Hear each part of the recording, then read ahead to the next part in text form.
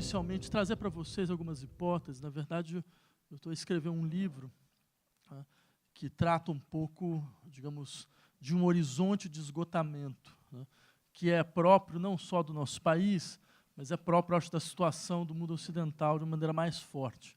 Então, essa é a primeira hipótese que eu traria para vocês. Quer dizer, o que nós estamos vendo, esses fenômenos aparentemente inesperados, né, que saem, inclusive, do esquadro mais ou menos tradicional dos embates sociais e políticos que nós já temos hábitos de ver, né, entre certos grupos mais à direita, entre certos grupos mais à esquerda. Certo? Quer dizer, o que nós estamos vendo atualmente não diz mais respeito a isso.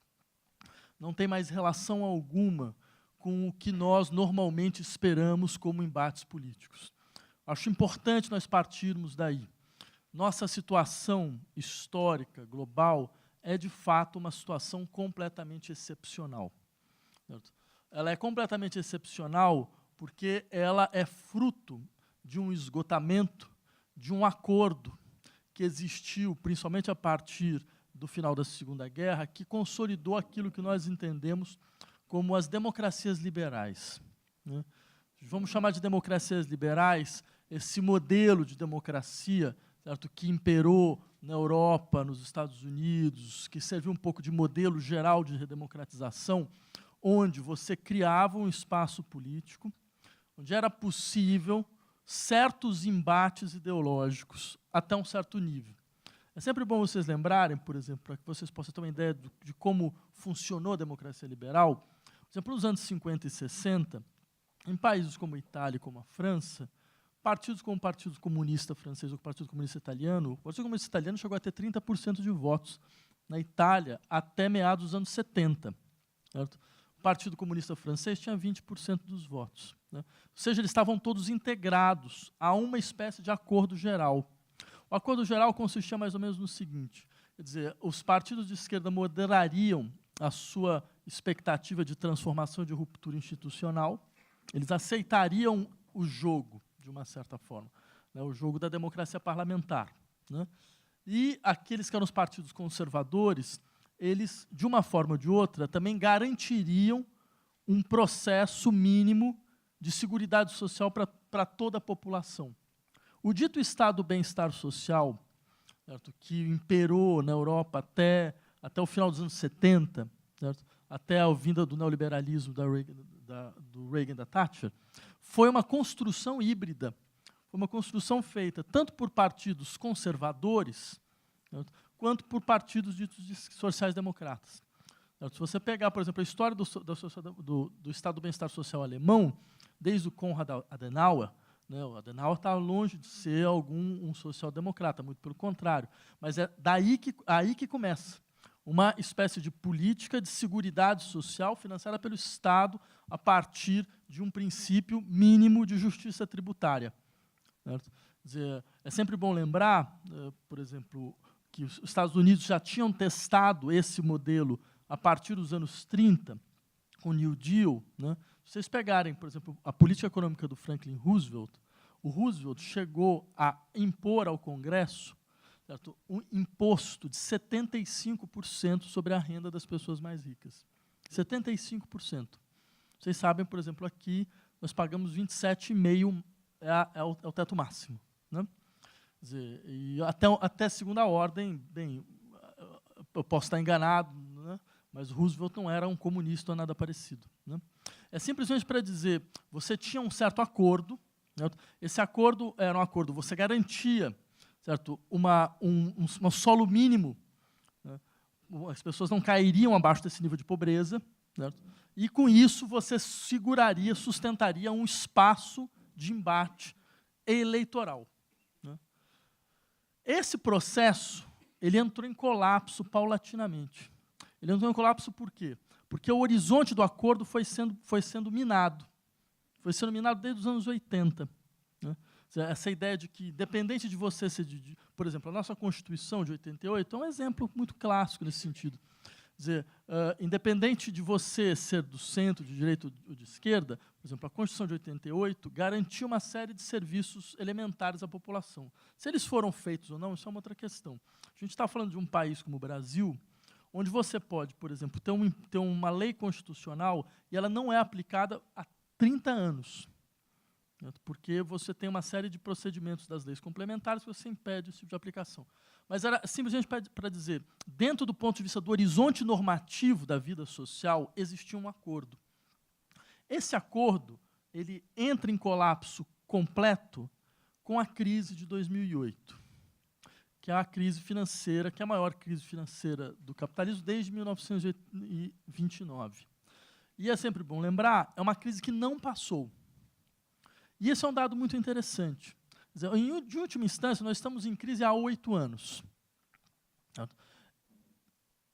Uma parte da imprensa mundial, certo, vendeu um pouco a ideia de que o horizonte de crise, do ponto de vista da economia mundial, ele tinha sido superado.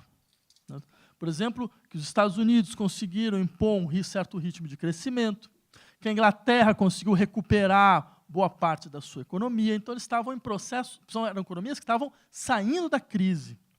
Agora, o que é fantástico é, este diagnóstico da imprensa, nós acabamos de descobrir isso esse ano, não era partilhado pela própria população norte-americana e pela própria população inglesa. Certo? O que foi uma vitória, por exemplo, de alguém como Donald Trump? Certo? A gente poderia falar de todo o horizonte cultural, político, certo? Toda a estrutura de afetos ligados ao medo, ligado ao ressentimento. Certo? Poderia começar a falar de como alguém que é machista, racista, islamofóbico, homofóbico, certo? Acaba conseguindo apreender, certo? Uma sociedade amedrontada, certo? Criando, então, um horizonte, digamos assim, de revolta contra as próprias instituições. Só que, e falar isso é falar muito pouco. Falar muito pouco. Porque vamos perguntar, de maneira clara, qual era o programa econômico do senhor Trump? O programa econômico dele era fim da globalização, volta das indústrias, garantia dos empregos. Por quê?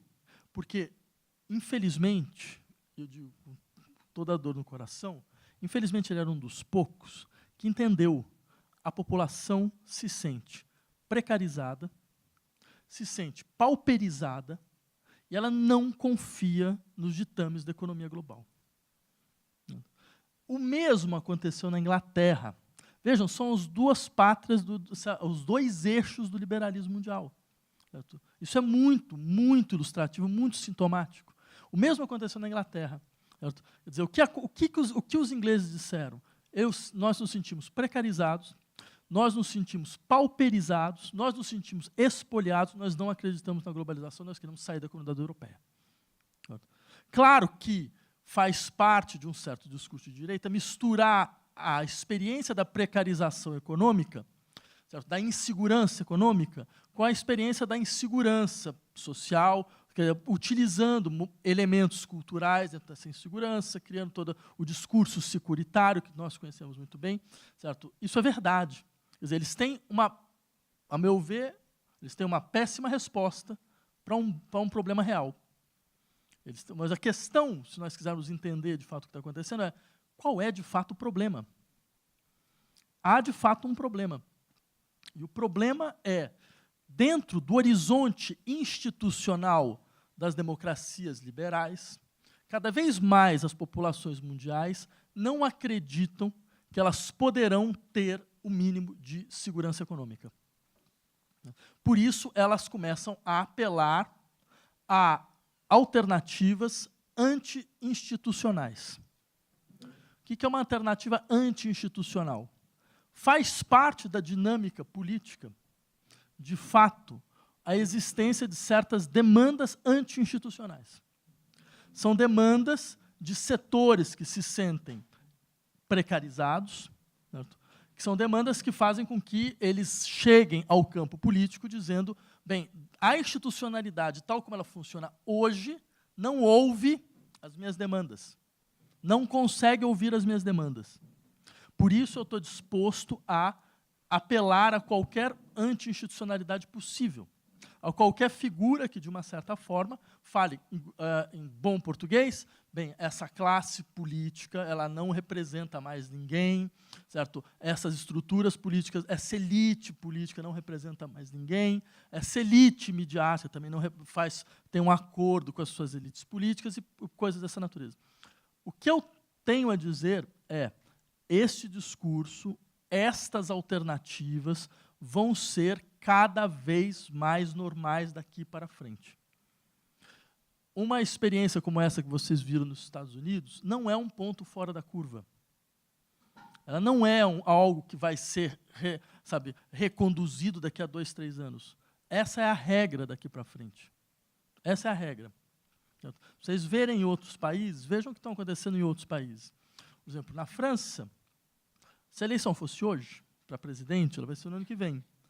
A candidata que chegaria em primeiro lugar no primeiro turno é uma proto-fascista, chama Marine Le Pen, né, que é uma candidata do Front National, que é um partido xenófobo, que é um partido racista, que é um partido que está ligado ao petanismo, sabe? Ou seja, que tem vínculos históricos com o que a França tem de pior. Então, ela chega em 30%.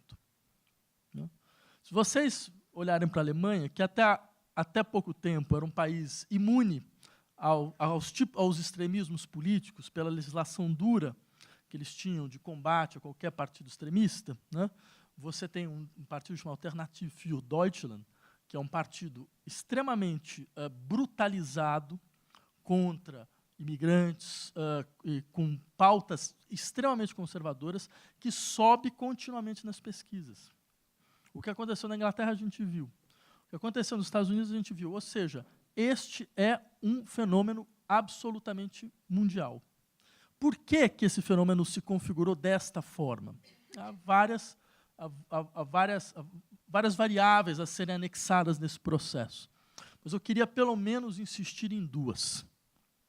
Desde 2008, criou-se a ilusão de um certo acordo, que consiste mais ou menos em dizer o seguinte: para uma crise como essa que nós estamos atravessando, não há escolha, não há debate possível, não há o que debater, só há uma política. Certo? O resto é ideologia. Não há discussão, o resto é ideologia. Só há um tipo de política de austeridade, porque, como vocês sabem, a sociedade é como uma casa, você gasta aquilo que você tem, se você gasta mais do que você tem, a casa para, blá, blá, blá. Quer dizer, desculpa, é de um primarismo absoluto, muito evidente pelas próprias metáforas que são utilizadas.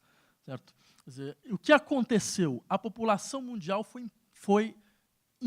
lhe foi imposta esta ausência completa de escolhas. Essa ideia de que, independente de que você vem da esquerda ou da direita, só tem uma política de austeridade, é essa. Né? Então, se você está na Espanha, então você está lá sob o governo do Rajoy, né, do PP, que é um governo de direita. Certo? Ou você vai para a França, que hoje está governada pelo Hollande, do Partido Socialista. É o mesmo programa. Absolutamente o mesmo programa. E desculpa com os resultados falimentares. Tão falimentares que a população tende a sair do eixo das escolhas reguladas para ir em direção às escolhas extremadas. Então, isso explicita um sentimento popular muito evidente contra esse tipo de política. Uma política que, no final das contas, conservou processos de aprofundamento da desigualdade, a sua base de seguridade social ser minada dentro de um processo no qual as desigualdades se aprofundam. Certo? Lembrem vocês, por exemplo, eu fiz a conta um pouco de quanto a comunidade europeia gastou para salvar o seu sistema financeiro nesses últimos 8 anos. Mais ou menos 1 trilhão de euros. 1 trilhão de euros foram gastos para salvar o sistema financeiro, Deutsche Bank, BNP Paribas, todas essas estruturas que, no final das contas, se serviram do dinheiro estatal, se serviram do dinheiro público, utilizaram esse dinheiro público, inclusive, para pagar stock option de executivos e CEOs, certo? Numa situação que o mínimo que se possa dizer é amoral, completamente amoral, certo? Utilizaram-se isso, conseguiram, então, se superar, o sistema financeiro conseguiu superar, descapitalizando completamente os estados. É claro que ninguém vai ter mais dinheiro para investir em educação e saúde, porque se você gastou 1 trilhão de euros exatamente para subvencionar o sistema financeiro. E não foi um processo de salvação, por exemplo, em épocas áureas, quando o Estado salvava uma empresa, ele coletivizava a empresa, ele entregava a empresa para os funcionários, né? Não, você salvou o sistema financeiro e o sistema financeiro ficou na mão de quem sempre ficou. Então, ou seja, imagina, você vê isso durante 8 anos. Você vê todo esse processo, você vai percebendo, por exemplo, que você não vai tendo mais dinheiro. Sei lá, você, por exemplo, na Espanha, você teve casos agora, certo, de crise energética, ou seja, pessoas que não têm dinheiro para pagar, certo, aquecimento nas suas casas. Certo? E que usam, por exemplo, 40% dos casos de incêndio em Barcelona são incêndios de pessoas que utilizaram velas para poder se aquecer. Num processo, vocês percebem? Nós estamos voltando à Idade Média. Numa situação onde você tem uma capacidade tecnológica tal, você imaginar que numa cidade que não é no Gabão, certo? Não é no Quênia, uma cidade na Espanha, em Barcelona, 40% das chamadas de bombeiro porque a vela caiu, porque o sujeito estava lá tentando dormir, certo? Sendo aquecido por vela. Por vela. Então, vocês percebem? Esse horizonte fez com que as pessoas perdessem a confiança nas suas instituições e no horizonte normativo do que nós entendemos por democracia. Eu diria um pouco mais. Esse processo, por que você teve, então, uma resposta que é uma resposta brutalmente conservadora? Né? Porque ele foi acoplado a um outro processo. Esse processo de crise econômica com uma crise do sistema político foi acoplado a um outro processo. Vocês sabem tão bem quanto eu, desde 2001, nós estamos vivendo em um modelo de gestão social no qual o afeto fundamental de gestão social é o medo. O medo foi elevado ao afeto de gestão social fundamental. Vejam as respostas dos governos àquilo que eles entendem por ameaças terroristas. Um sujeito claramente portador de transtornos esquizofrênicos sai à rua com a machadinha na mão. Vocês podem achar isso no YouTube, né, porque estava tudo filmado. Sai às ruas com a machadinha na mão, né, gritando, Allah Akbar, Allah Akbar. Não seja Allah, seja louvado. Infelizmente, ele vai e mata um policial com uma machadada. 3 horas depois, o finado primeiro-ministro britânico David Cameron estava no parlamento inglês, aos prantos, com um discurso emocionado, dizendo: eles não passarão, eles não vencerão. E você pode perguntar, eles quem exatamente? A loucura não vencerá? Quem? Vocês percebem a desproporção entre o fato e a reação? Quer dizer, um sujeito com uma machadinha sai numa cidade do interior e para o país. Então, quando você vê, não é uma questão de você pensar qual é a melhor resposta ao problema. É como você se serve disso para um processo de gestão social baseado na perpetuação de um medo coletivo. Quando a Inglaterra ainda tinha um mínimo de inteligência para agir a respeito desse tipo de fato, por exemplo, quando era a época do IRA, né, não a banda de rock, mas o exército republicano irlandês, né, o IRA fazia atentados, por exemplo, o IRA quase matou a Margaret Thatcher num atentado numa loja de departamento. Isso tem até uma história famosa, talvez vocês lembrem dessa música do The Smiths, The Big Mouth Strikes Again, né?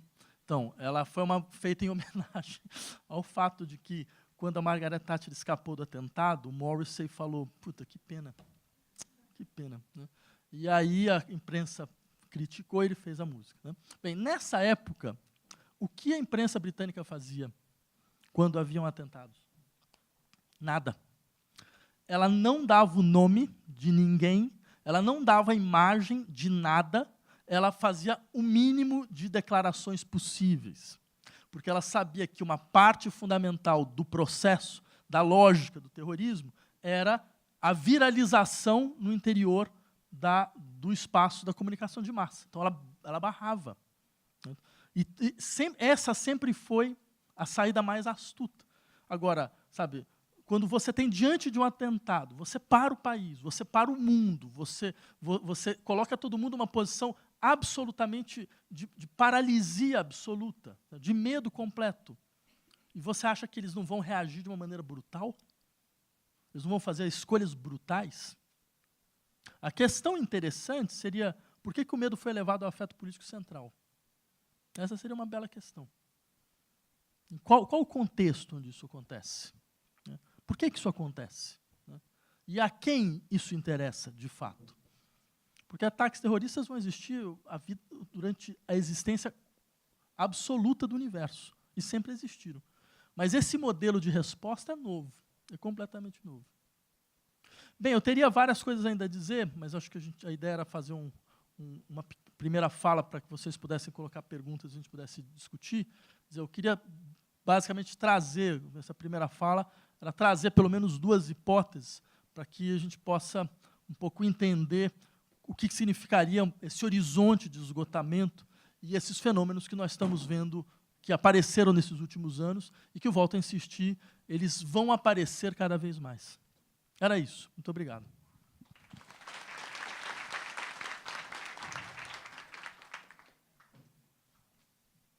Acho que é muito tentador começar com a sua própria questão do medo, né? Você fez a pergunta, eu acho que eu vou, então, dar continuidade. Como é que o medo ganhou essa proeminência como sentimento central da sociedade hoje? Talvez não só a inglesa e a americana, como talvez a nossa também, não do terrorismo, mas de outras coisas. Como é que o medo talvez seja um sentimento central aqui também? Você pode falar um pouco sobre isso? Como ele ganhou essa posição? Não, eu teria várias coisas a dizer. Tanto que, de fato... Bem, a gente está entre publicitários, então acho que eu posso usar um publicitário. Então, tanto que o último livro que eu escrevi, esse era um dos eixos, né? Chama o Circuito dos Afetos. Né? Quer dizer, você teria uma visão uma visão de profundidade, assim, de larga escala, uma visão mais imediata. Né? A visão mais imediata, de fato, é muito mais fácil você mobilizar e você gerir uma população amedrontada, certo? Porque uma população amedrontada, ela não projeta mais o futuro. Certo? Ela não é uma questão de você criar solidariedade e coesão social.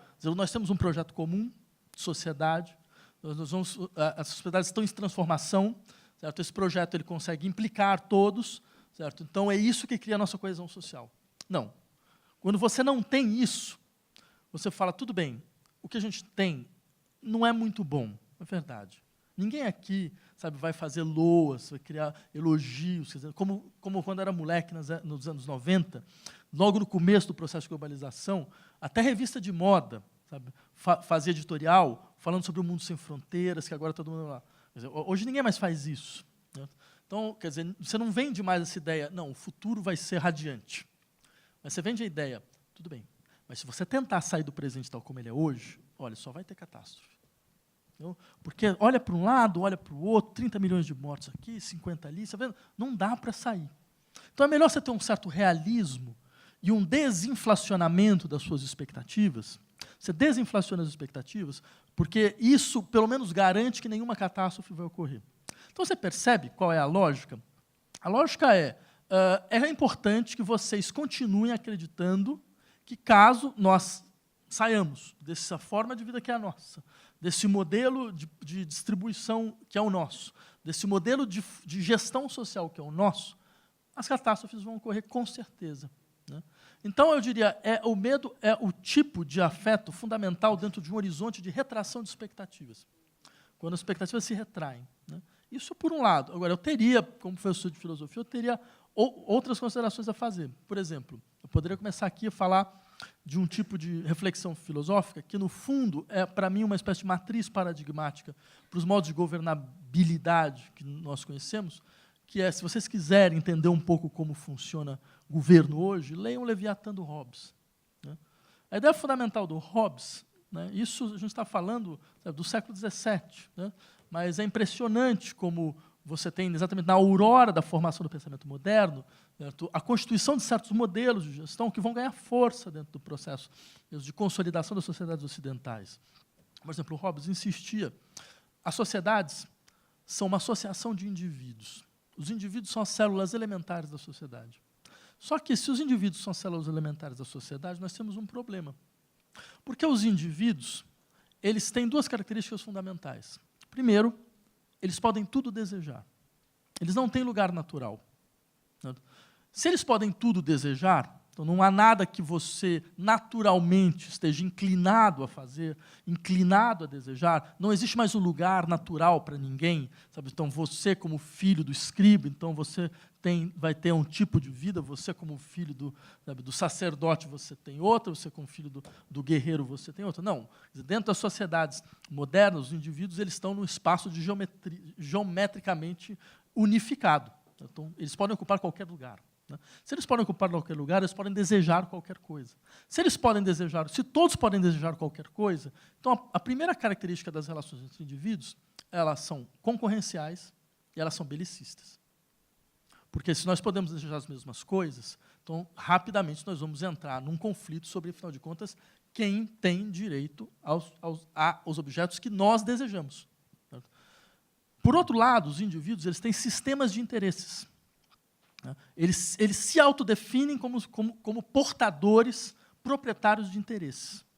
E dentro desse processo de proprietário de interesses, então, eu vou ter uma relação com você, que é uma relação meio contratual. Então, você tem a ideia abstrata de um contrato, no qual eu exijo que você reconheça meus interesses e vice-versa. Agora, veja que interessante. Quer dizer, dentro desse horizonte, o outro ele é visto imediatamente como um invasor em potencial. Ele é visto como aquele que, se não houver uma lei, se não houver um limite, ele me despossui dos meus bens, ele entra na minha casa, ele me leva à morte violenta, certo? Ele me faz perder tudo. Né? Então, dentro desse horizonte, eu faço apelo ao quê? A um poder soberano, né? Que, de uma certa maneira, vai ser o gestor do medo social. Que ele vai dizer o seguinte, ele vai ser o bombeiro e o piromaníaco da vida social. Ele é o bombeiro porque ele vai dizer, tudo bem, nós temos um pacto de segurança, você abre mão de acertar o teu vizinho, certo? Você abre mão, então, de ter a violência, deixa a violência para o governo, né? Deixa a violência para o Estado, certo? E, com isso, eu garanto a segurança de todos. Só que essa sociedade não é uma sociedade da segurança garantida, é uma sociedade da insegurança generalizada. Porque, para isso, o Estado vai ter que sempre lembrar o seguinte, se eu não estiver aqui, é a guerra de todos contra todos. Se não houver um poder soberano aqui, é a guerra de todos contra todos. Então, ele precisa periodicamente lembrar você disso. Você percebe? É um estado de conservação, não é um estado que mobiliza as pessoas, tendo em vista uma transformação geral da sociedade. É um estado que diz, olha, a natureza humana, eu acho muito engraçado, porque aí entra toda uma discussão, a gente começa a falar de quem tem sempre a boca cheia para falar de natureza humana, né? São sempre pessoas que querem pensar sobre política e acabam falando sobre teologia. Né? Porque aí começa, não, porque a natureza humana ela é egoísta, a natureza humana é isso, a natureza humana é aquilo. Quer dizer, parece que você está falando com a sua filha, sabe? Tipo, não, olha, toma cuidado, porque lá na sua escola, se você levar 2 sanduíches, eles vão pegar um sanduíche seu, porque a natureza humana é egoísta, é assim mesmo. Isso parece realismo, né? Mas isso é simplesmente uma posição muito claramente definida sobre como eu quero ver a vida social. E como eu quero ver o que a vida social é capaz de fazer. Né? Então, eu diria que há uma posição de princípio a esse respeito, que ela valeria a pena ser questionada. Você falando do Leviatã, do Hobbes, eu fiquei imaginando o que você disse sobre o sistema financeiro internacional e de que maneira ele é visto como algo inescapável, né? Esse modelo que a gente tem hoje, ele imagino que foi salvo pela União Europeia a esse custo absurdo, porque não se conseguia imaginar o que, entre aspas, tragédia poderia acontecer se esse sistema, de fato, se o colapso dele, de fato, ocorresse 100%. De que maneira o medo está implicado, então, no que aconteceu na crise de 2008? E se você se arrisca um palpite do que seria um sistema pós o capitalismo financeiro internacional que a gente tem hoje? Não, eu acho engraçado, porque eu lembro quando 2008 aconteceu, né, a crise aconteceu, e a quantidade de comentaristas que falavam uma coisa muito parecida, que assim, mas não, olha, não tem saída, não, mas tem que ajudar. E eu achava engraçado, falava, poxa, e eu que achava que o capitalismo era um sistema de concorrência. Né? Olha que engraçado. Eu achava que assim, o capitalismo é assim, você quebrou, meu amigo. Claro, Né? é uma oportunidade para outras coisas surgirem. Né? Exato. Você, se eu for ter que salvar você, eu não vou salvar você, porque você se mostrou incapaz. Né? Você mostrou incapaz de conseguir gerenciar os seus próprios ativos. Né? Parece então, muito ilógico, né, o que aconteceu no fim das contas. Pois é, mas era um pouco essa situação. Olha, não, eu, em 2011, eu passei 2 meses em um país que foi o primeiro país a entrar em crise, o país mesmo em crise, um dos primeiros, e o primeiro a sair, foi a Islândia. Né? Exatamente para poder... Eu fiz, acho que umas 65 entrevistas, com todas as pessoas que você possa imaginar, desde o presidente até ativistas, então, para entender como eles tinham saído da crise. Né? E o processo foi impressionantemente interessante, porque foi assim, a Islândia tinha 4 bancos. Esses bancos, eles tinham um ativo que era 6 vezes maior do que o PIB do país. Né? E os bancos quebraram. Então, você imagina, o banco quebrou, o banco vai... Quer dizer, a gente tem um PIB de 2 trilhões, 2 trilhões e meio quase. Imagina, então você tem um PIB 6 vezes maior do que 2 trilhões. Né? Bem, desculpa, um ativo financeiro de 6 vezes maior do que 2 trilhões. Bem, o que aconteceu? Esses bancos, eles fizeram empréstimos para holandeses e ingleses. Eles abriram filiais na Holanda e na Inglaterra. Então, quando eles quebraram, o governo holandês e o governo inglês foram para cima do governo islandês e falaram, não, agora vocês vão pagar. A quebra não vai ficar só conosco. Né? O governo, então, negocia com a FMI um plano de socialização das perdas do sistema financeiro. Né? Ou seja, eu, como islandês, vou pagar o que você fez com o seu banco. Dava mais ou menos, para cada... O país tem 320 mil pessoas, eles fizeram um cálculo, você ia pagar por 30 anos. 30 anos. Né? Então, o que acontece? É uma história muito interessante, muito ilustrativa. Né? A Holanda era um país de pescadores. Né? Então, quando o parlamento votou, existe uma lei na Constituição islandesa que diz o seguinte, mesmo sendo parlamentarismo, se o presidente não assina em 15 dias, a lei vai a sufrágio universal. Então, a população ela ficou em volta da casa do presidente, né, que é uma casinha, não é muito grande, com esses sinalizadores de perigo de barco, né, que solta uma tinta vermelha, né, uma fumaça vermelha, exato. Eles ficaram todos em volta, é muito bonito a imagem, vocês também podem achar no YouTube. E todos abriram, né, dizendo, o país corre perigo. Né? O presidente não assinou. Aí, toda a nata dos especialistas, dos consultores, dos economistas, pagos a preço régio de ouro pelo sistema bancário internacional, foram, né, na BBC, na CNN, em todas as no Fox, né, para falar que aquilo era um absurdo, que o país estava colocando, que era um populismo econômico inaceitável, que o país estava colocando, não só ele, mas todo o sistema financeiro, numa situação extremamente periculosa. A Inglaterra chegou a cogitar utilizar a lei de confisco de bens terroristas para confiscar bens da Islândia na Inglaterra. Né? E o presidente foi duro no processo, foi uma coisa muito interessante, falando, não, mas o povo vai decidir. E dentro de todo esse processo, o povo decidiu que não ia pagar a dívida. Né? Só que aí acontece uma coisa muito interessante, porque quando o povo não vota como você gosta, você pode trocar de povo. Né? Então, foi isso que eles tentaram fazer. O parlamento vota de novo a mesma lei, né? E acontece a mesma coisa, o povo vota pela segunda vez diz que não ia pagar. Aí, tudo bem. Eu estava lá na semana em que sai um veredito da Comunidade Europeia dizendo que a Islândia não era obrigada a socializar as dívidas privadas, a transformar as dívidas privadas em dívidas públicas, né? Ou seja, o povo ia pagar durante 30 anos algo que eles não tinham sequer a obrigação de fazer. Até porque não participou dos lucros também. Hoje a Islândia ela cresce a 3% no ano. É um dos poucos países europeus que cresce. Então, vejam, isso é um dado interessante, porque, você percebe, o discurso era esse, não há saída. Não tem como, né? Só que o que eles fizeram um procedimento que me parece absolutamente central, que é assim, que é um procedimento clássico. Quem paga a orquestra escolhe a música, né? Eu vou pagar, é o meu dinheiro, o Estado não tem dinheiro, né? Não faz nada. O Estado pega dinheiro via tributação, né?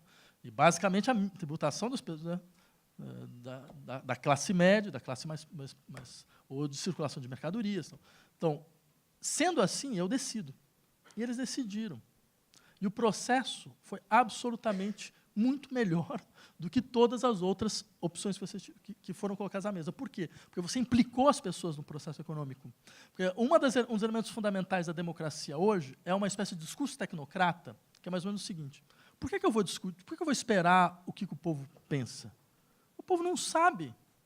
Quem é que vai? Não sabe fazer conta, sabe? Não sabe a magia, né, que está em volta dentro desse discurso absolutamente críptico, que parece sendo o discurso, sabe, parece uma coisa meio de cabala, né? O discurso de economista, né? Então, quer dizer, sendo que, quando você vai ver, são procedimentos absolutamente acessíveis a qualquer pessoa, sabe, de bom senso, que é capaz, então, de analisar e ver, afinal de contas, quem vai ganhar, quem vai perder, o que eu tenho que fazer.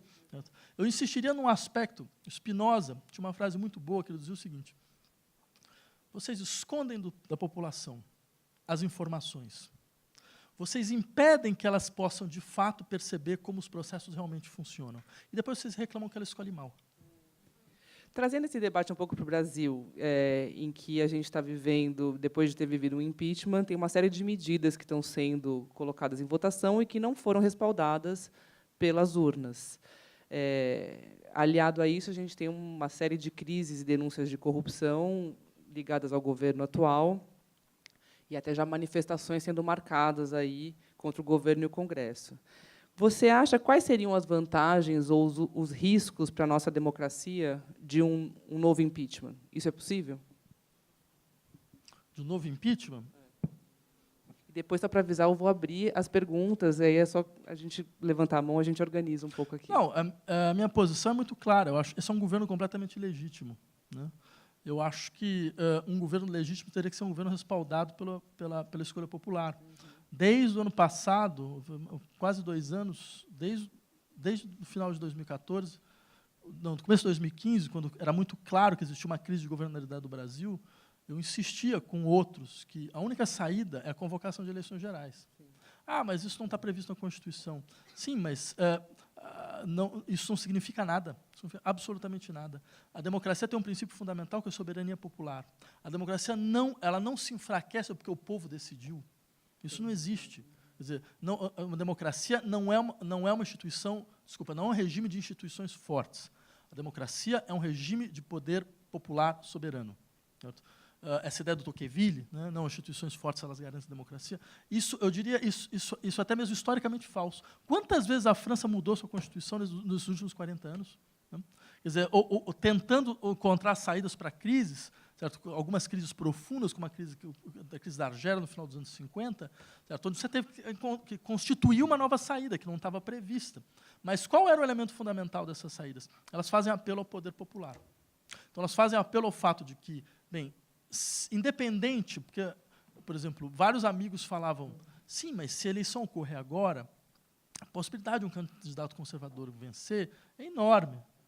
Acho que a gente pode ter um Bolsonaro? Não, eu falava, veja, desculpa, essa não é a questão mais importante para mim.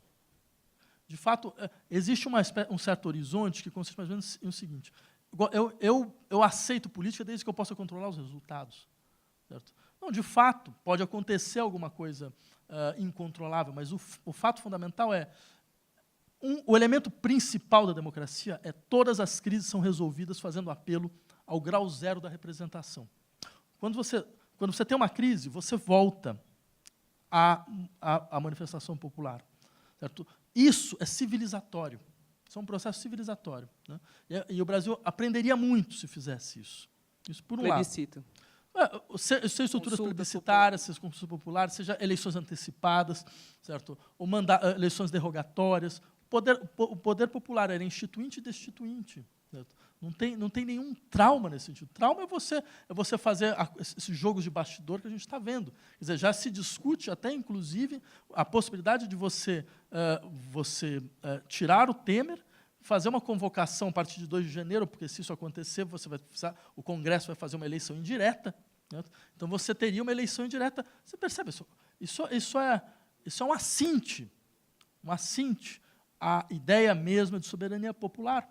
Certo? Aquilo que nós esperamos, todos nós queremos ser consultados num processo absolutamente elementar, que é eu quero saber quem vai me governar. Certo? Então, nesse sentido, eu diria que há um déficit do Brasil neste momento. Então, qualquer coisa que o governo faça, é claro que ele faz sem força. Né?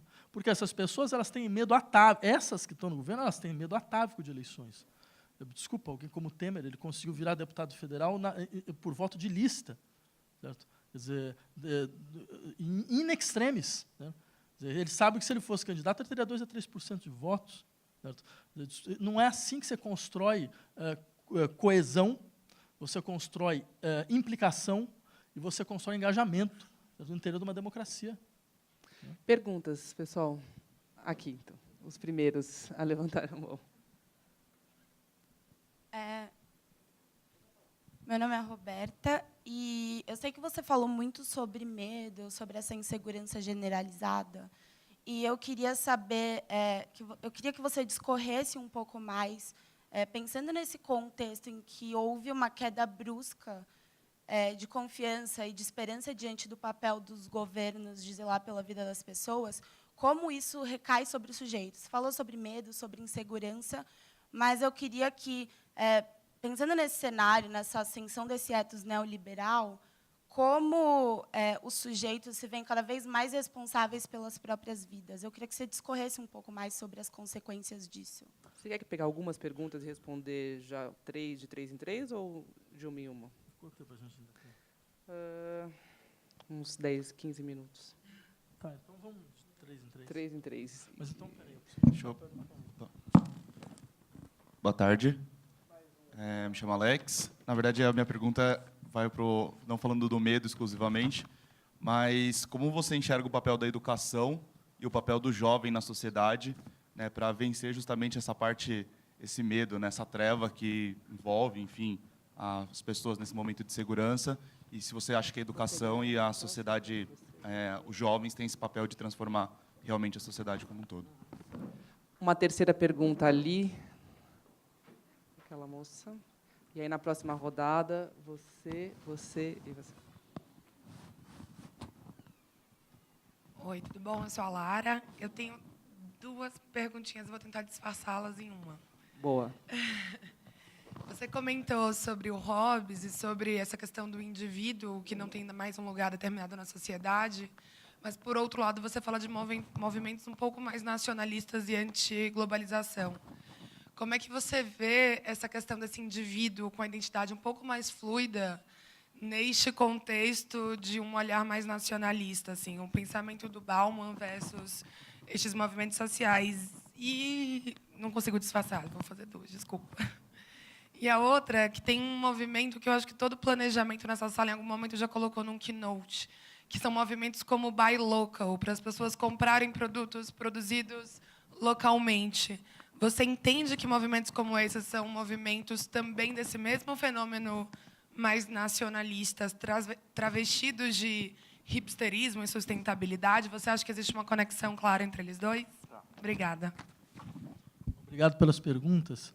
Deixa eu primeiro responder a sua. Eu diria o seguinte: vocês perguntam como os indivíduos eles reagem dentro desse horizonte no qual o medo aparece como afeto fundamental de gestão social. Eu diria, em larga medida, há três fenômenos muito fortes que a gente pode encontrar.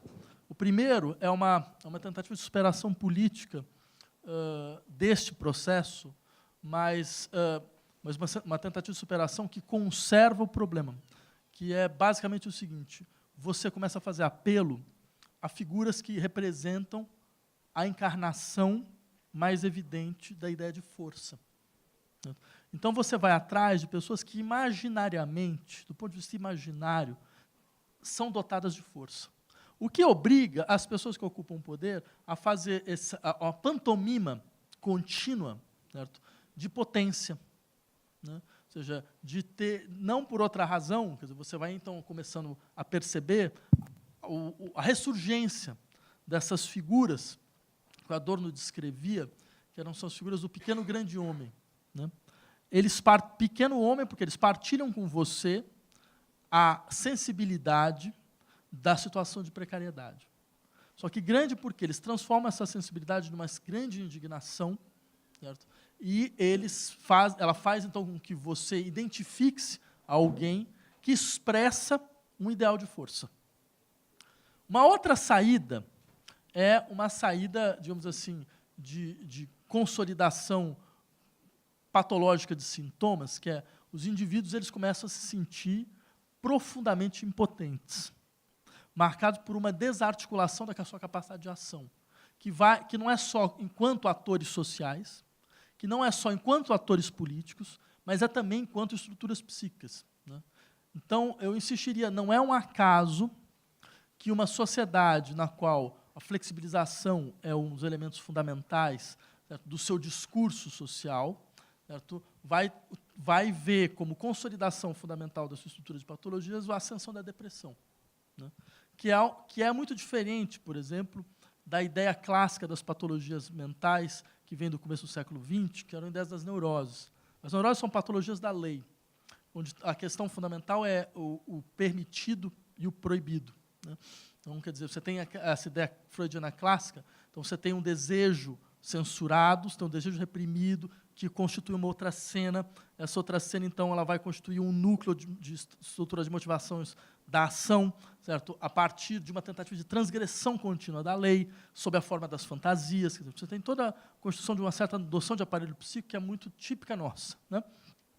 Só que a depressão ela não é uma patologia dessa natureza. A depressão é uma patologia que não é do permitido, do proibido, não é uma patologia da lei, é uma patologia do possível e do impossível. Certo? Mas o possível e do impossível, muito ligado a uma dinâmica de intensidade. Certo? Quanto você é capaz de fazer? Até onde você é capaz de ir?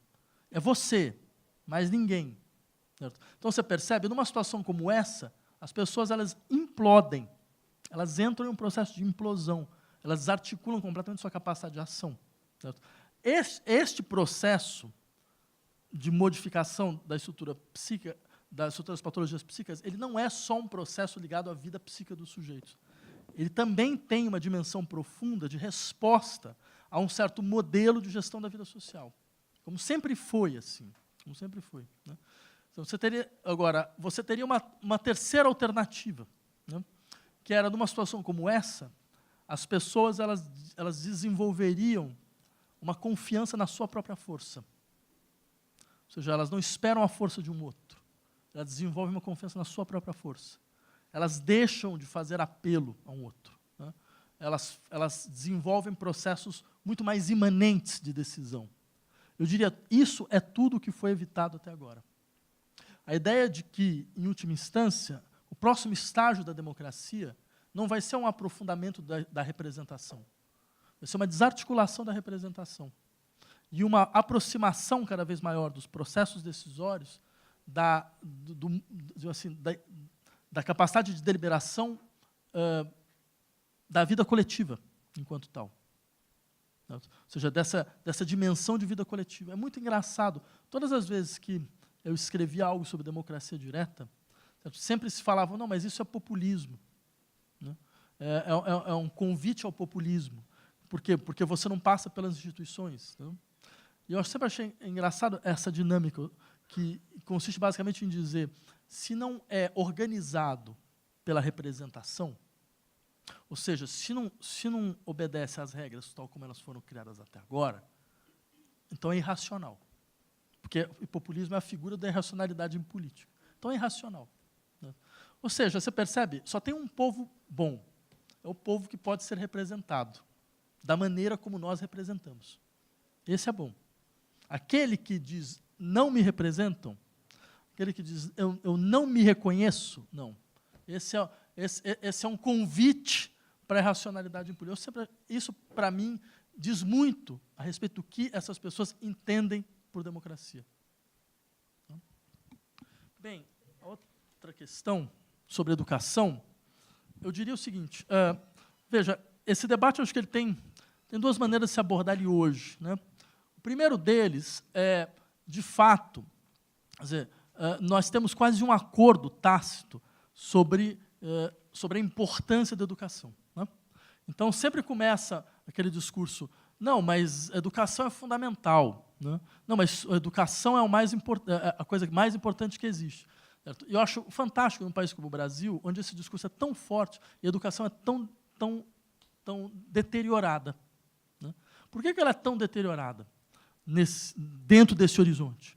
Porque eu diria, de que educação nós estamos de fato falando? Certo? Do que a gente está realmente falando quando a gente fala de educação? Né? Porque há um conflito fundamental na sociedade brasileira sobre o que nós entendemos de fato por educação. E isso ficou claro agora. Né? Quer dizer, porque se nós entendemos educação como um processo no interior do qual eu forneço habilidades e capacidades para os sujeitos desempenhar certas funções que a sociedade espera que eles desempenhem, certo? Então você pode ter certeza que esse tipo de processo de adestramento para a vida social, certo? Ele pode conseguir, né, que algumas pessoas... Quer dizer, ele, na verdade, simplesmente repete uma ideia, que é uma ideia fundamental da sociedade brasileira. Nos anos 30, quando se criou pela primeira vez o Ministério da Educação Nacional, né, os programas de escola nova, você tinha, tinha vários aspectos positivos, mas tinha um aspecto muito ilustrativo sobre o que é a sociedade brasileira. O programa ele insistia em um sistema de 2 entradas. Né? Você tinha, para a grande maioria da população, uma boa escola técnica. E, para o resto, a ideia da universidade. Né? Quer dizer, vejam que interessante. Isso está completamente arraigado numa sociedade como a nossa. Certo? E se hoje a educação virou um elemento fundamental de conflito, porque se tem um setor que, de uma certa forma, se colocou contra tudo o que aconteceu nesses últimos meses, é o setor da educação. Quer dizer, você teve, até um mês atrás, você tinha 1.000 escolas ocupadas e 200 universidades ocupadas. Né?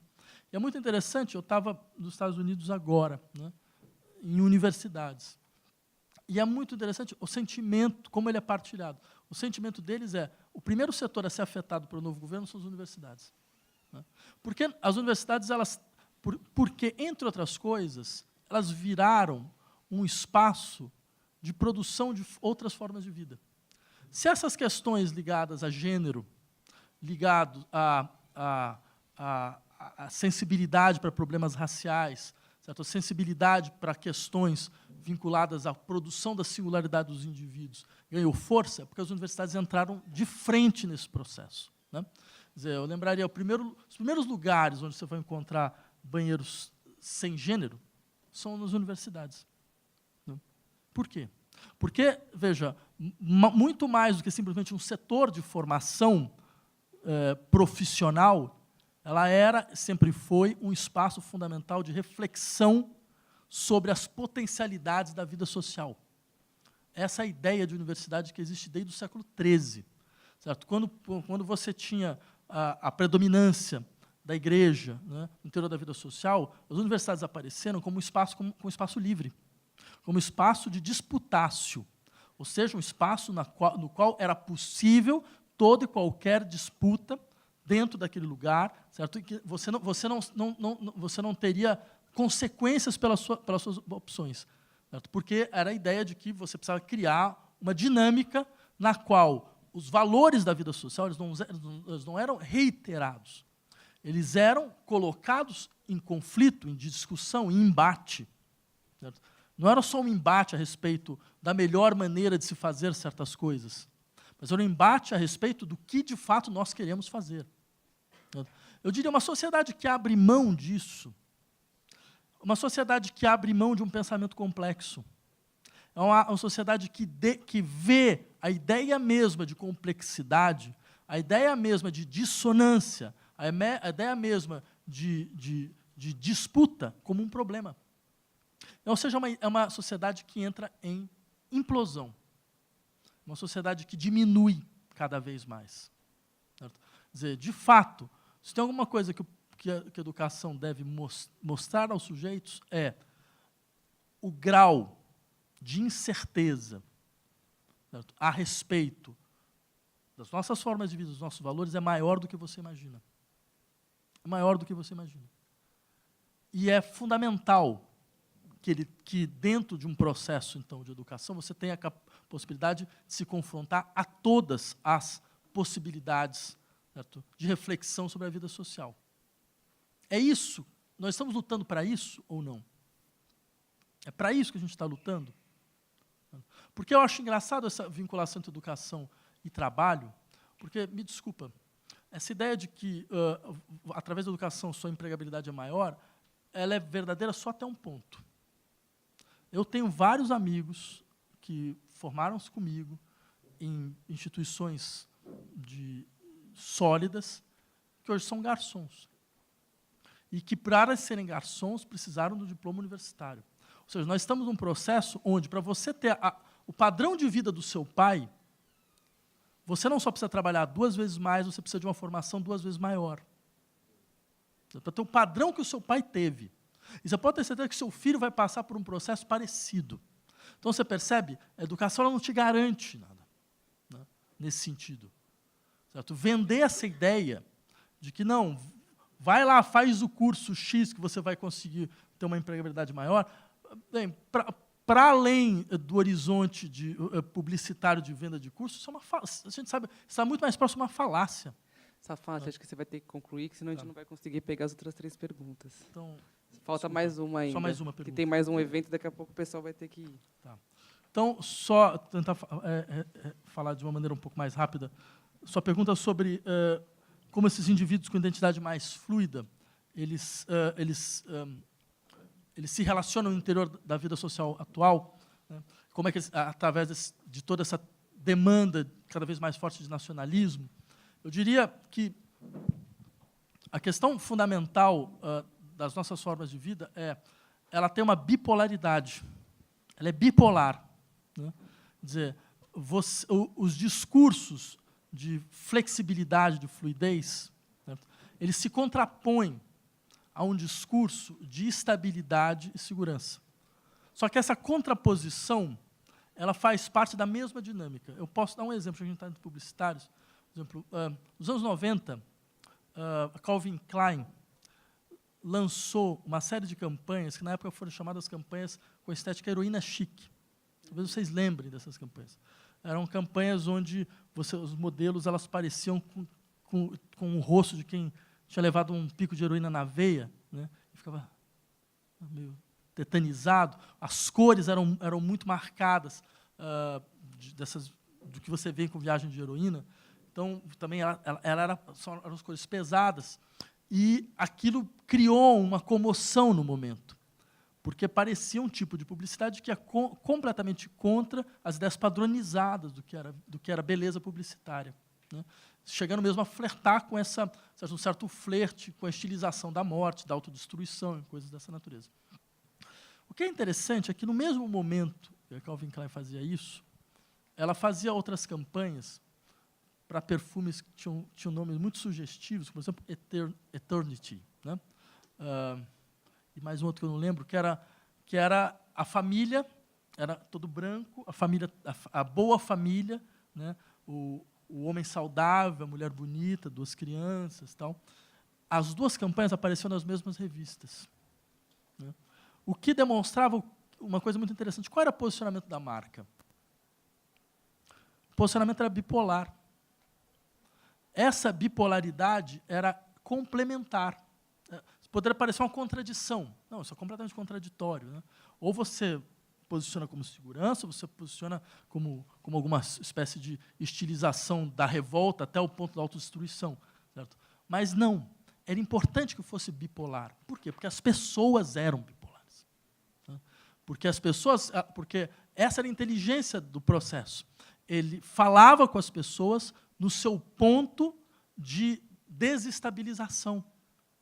Não no seu ponto de conformação a padrões, mas no ponto onde ela procura desestabilizar padrões. Porque, de fato, quer dizer, o discurso da identidade fluida, mais uma vez, ele é verdadeiro só até um ponto. Nós somos fluidos e estáveis. E é essa bipolaridade que é importante entender. Vamos para as outras perguntas, então? Por favor. Vladimir, você fez uma análise no início da sua fala aqui, muito interessante. Ela divergia, por exemplo, em relação ao fenômeno Trump, de boa parte das primeiras análises que saíram na mídia, que atribuíam a vitória do Trump à falta de informação, a eleitores pouco educados, a elementos que, na verdade, desqualificaram as pessoas que votaram pela eleição do Trump. Que foi uma análise semelhante na época do Brexit, que quem elegeu, ou quem falou sim para o Brexit... Eu vou pedir para você ser breve, tá? Por gentileza. Tá. Não tinham motivos legítimos para fazer o que fizeram. Eu só gostaria que você prosseguisse essa análise em relação a essa deslegitimização, não sei se a palavra é essa, quando o resultado é o contrário daquele que você imagina. E a gente vê muito, principalmente, pessoas associadas também ao progressismo em relação ao resultado do Trump ou do Brexit, fazendo análises que deslegitimam as motivações que deram origem àquele tipo de resultado. É isso. Tem uma outra pergunta aqui e uma lá que eu vou pedir para vocês serem muito breves, que nós já estouramos o tempo muito. A minha é breve. Sem questionar a leitura que você faz de como a mídia aproveita os ataques terroristas para fortalecer um regime de pânico, a alternativa que você deu, o exemplo de como se cuidava antes na questão do IRA, por exemplo, ela não está mais disponível, porque você não tem mais o monopólio da narrativa. Então, como é que a gente faz? Porque o medo ele é sedutor, ele é uma emoção que a gente corre para ela que nem o bichinho para a luz, para ser queimado. Né? Então, tem uma notícia dessa, mesmo que os grandes jornais tentem abafar, a gente vai ver essa informação, porque as pessoas vão correr atrás dessa informação. Então, nesse cenário em que não dá mais para manipular as informações, que o exemplo que você deu não deixa de ser de um autoritarismo benevolente, né? Vocês não sabem o que é melhor para vocês, eu separo as informações que são coerentes para a saúde mental de todo mundo. Agora que esse autoritarismo não está mais disponível, que a gente tem, de certa forma, uma democracia de acesso à informação, como que a gente não cairia no cadafalso do medo? E uma última pergunta ali no canto da terceira fileira. Também muito breve, por gentileza. E as respostas vão ter que ser bem rápido, prometo. Eu queria saber a tua opinião sobre publicidade, no resumo. Uma vez que a gente está no meio desse imbróglio da consumo, desejo, motivação, a gente crediário, etc, etc. A gente tem um papel aí, eu queria saber o que você acha desse papel e o que você acha de publicidade. Tá, então, tentando ser rápido. Primeiro, sobre a questão do Trump, de fato, esse discurso sobre os eleitores, eles são mal informados, são mal educados.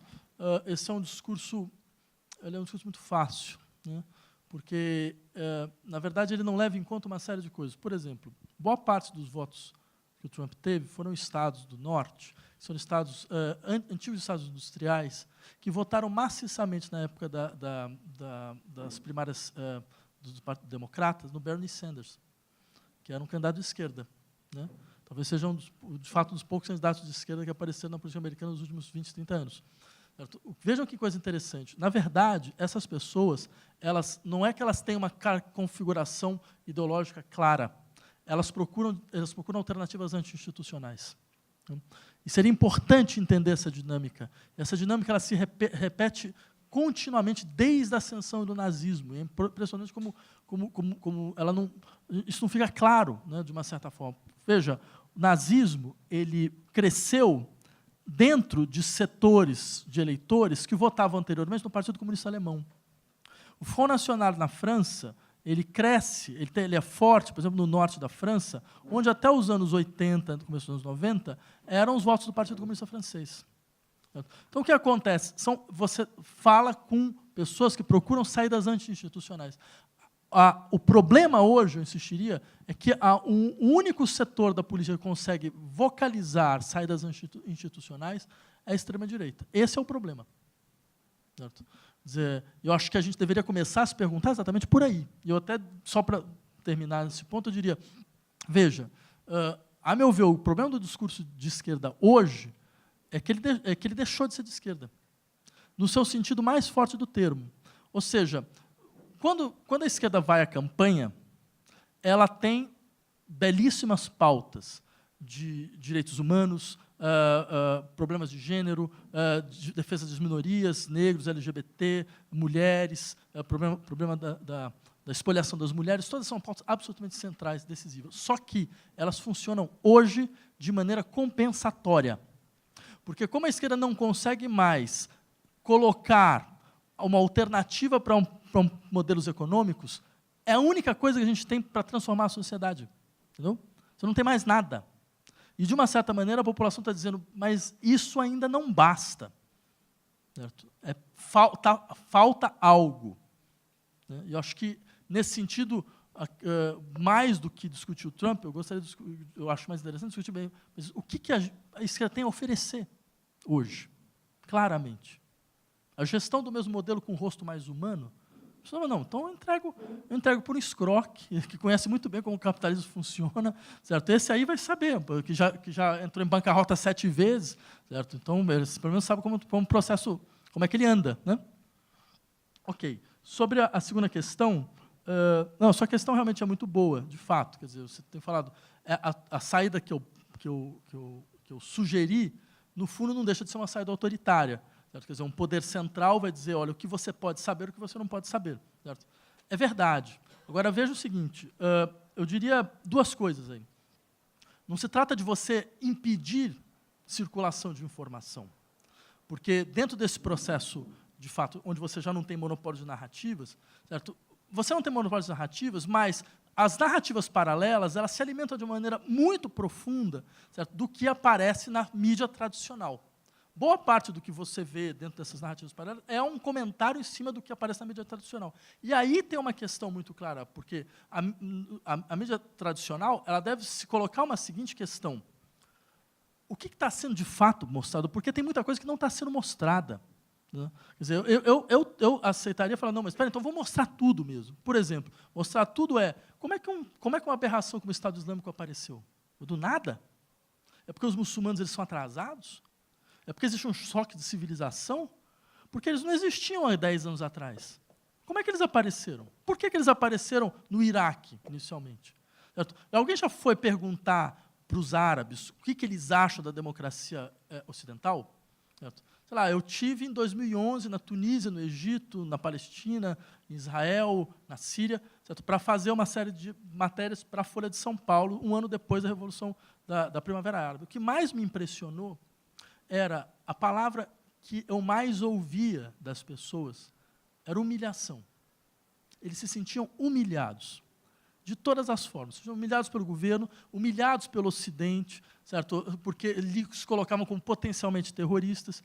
Então, chega um momento, você percebe, que você cria um caldeirão onde esse ressentimento, que se ele possa se transformar em uma saída violenta, é evidente. Vejam, por exemplo, quem foram as pessoas que fizeram o atentado na França. Eram pessoas que não tinham nenhuma ligação com religião, não tinham nada. Eram simplesmente pessoas completamente dentro de um horizonte anômico, certo? Que foram absorvidas no seu ressentimento. Bem, esse tipo de análise, a imprensa para discutir, né? para falar. Certo? Ou seja, nesse sentido, eu insistiria... talvez, quer dizer, bem, por um lado, eu acho que sim, deveria ser importante um certo... que não é um princípio de contenção de informações. Até bem pouco tempo atrás, você colocar na primeira página de um jornal a foto de corpos estraçalhados dentro do atentado, isso não era uma questão de impedir informação. A informação está lá. Era uma questão simplesmente de você quer estilizar o sofrimento? Até pouco tempo, só um parênteses, a gente, na mídia, muitas vezes se evitava usar PCC, a gente não citava o PCC, a gente falava organização criminosa que domina os presídios. Você não dá mídia para a marca, digamos assim, né? Quer dizer, eu acho que aí tem uma questão que é muito... Quer dizer, uma coisa é a censura da informação, outra coisa é a constituição desses espaços de afecção. Certo? E esses espaços de afecção eles vão sendo constituídos com consequências muito evidentes. Quer dizer, que a sociedade não possa se perguntar, mas espera aí, que tipo de consequência está sendo produzida? Que tipo de reação está sendo produzida? Como se isso fosse uma espécie de crime, de alguma espécie de totalitarismo de um conjunto de sábios, então, que vão decidir o que vai circular. Eu acho isso incompreensível, absolutamente incompreensível. Quer dizer, totalitarismo seria se você falasse, não, sobre isso não se fala nada. Agora, mas como que se está se falando? E mais, tipo assim, e o quê? Você percebe? Quer dizer, o exemplo lá do sujeito que sai com uma machadinha. Mas, desculpa, em nenhuma situação normal isso seria notícia. Em nenhuma situação normal você poderia falar, saiu aqui um sujeito em Piracicaba com uma machadinha, com um transtorno esquizofrênico. Não, ser uma notícia, sim, mas mobilizar o primeiro-ministro, acho que é um pouco exagerado. Sim, mas você para o país, ou seja, a gente não perceber que existe, de fato, uma dinâmica de constituição de uma espécie de rede de afecção, de um modelo de afecção. Certo? A gente não se contrapõe a isso, eu acho que aí toda e qualquer discussão vai ser completamente impotente. Quer dizer, porque o processo ele tende a se agravar de maneira cada vez mais forte. Porque quem controla o exército islâmico, ele sabe muito bem disso.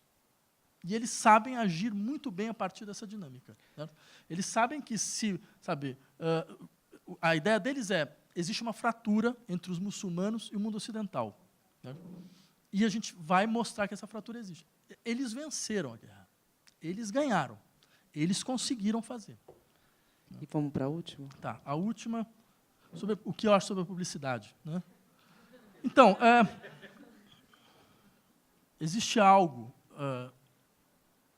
na publicidade, que a publicidade ela partilha com certas formas de linguagem, né, que consiste em uma certa capacidade de inversão de expectativas, uma certa capacidade de uso instrumental da língua. Né? Até a poesia usa isso de vez em quando. Né? Quer dizer, não é à toa que alguém como Mayakovsky fez publicidade também. Né? Porque a sua própria poesia tinha uma dinâmica, né, que era própria dessa espécie de linguagem de alto impacto, né, do qual a publicidade se serve. Né? Essa linguagem de alto impacto, quer dizer, a habilidade de usar a linguagem de alto impacto, eu acho que é um dos elementos fundamentais do uso da língua em geral. Né? Então, nesse sentido, eu naturalizaria um pouco. Agora, de fato, dizer, existe algo na publicidade que me incomoda profundamente, desde a época que eu fazia publicidade, porque eu tenho uma dupla formação, eu fiz ao mesmo tempo filosofia e publicidade, que era uma esquizofrenia completa, assim, era terrível. Né? Bem, depois a gente pode falar sobre isso. Mas, de toda forma, tem algo que sempre me incomodou, que é a redução instrumental da linguagem. Certo? E essa redução instrumental da linguagem, quer dizer, consiste em basicamente você fazer com que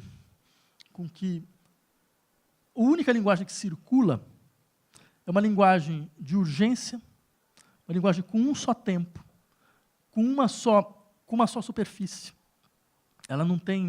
Ela perde a sua contradição interna, ela perde a sua instabilidade, ela perde isso que é próprio também, por exemplo, da poesia, que é a latência da língua, né?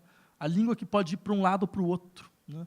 Quer dizer, mais do que discutir o publicitário enquanto tal, mas a insistência de uma sociedade que conhece basicamente um tipo de funcionamento da linguagem, que é o publicitário, também pode provocar esse tipo de problema. Quer dizer, há uma limitação da percepção, porque é uma limitação do tempo, porque é um modo de organização do espaço, é um modo de organização da visibilidade, é um modo de organização da percepção no sentido mais forte do termo, né? Então, eu acho assim, quem trabalha com publicidade tem uma reflexão a fazer, né, nesse sentido, né? Quer dizer, e não pode se eximir dela.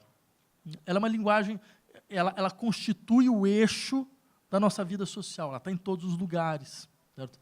E ela não só constitui no sentido, então, de mostrar informações a todo momento, né? Quer dizer, mas é possível de uma linguagem informativa. Mas ela constitui também no sentido mais profundo, que ela vai moldando a experiência do tempo, a experiência do espaço, a experiência do visível, a experiência do perceptível. E isso traz consequências muito importantes. Saflat, ele queria agradecer muito a sua fala, agradecer a todos que ficaram com a gente até aqui. E é isso. Muito obrigada a todos.